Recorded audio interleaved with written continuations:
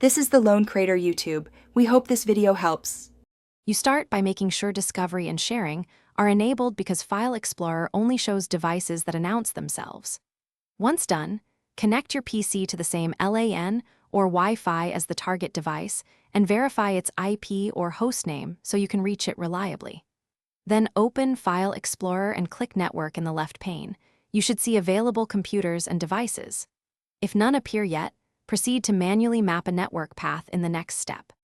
You now access shares, double-click a visible device to list its shared folders and browse to the folder you need. If you want a stable shortcut, choose Map Network Drive, pick a drive letter, then enter the share path. Mapping makes the folder behave like a local drive and saves time.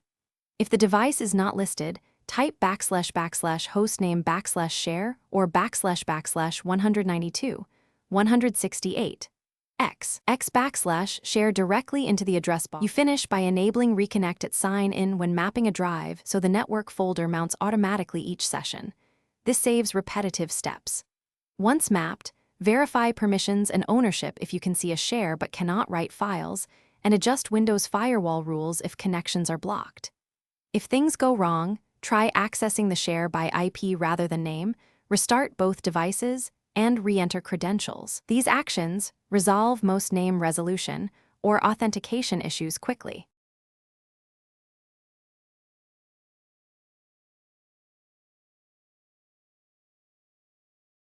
Thanks for watching.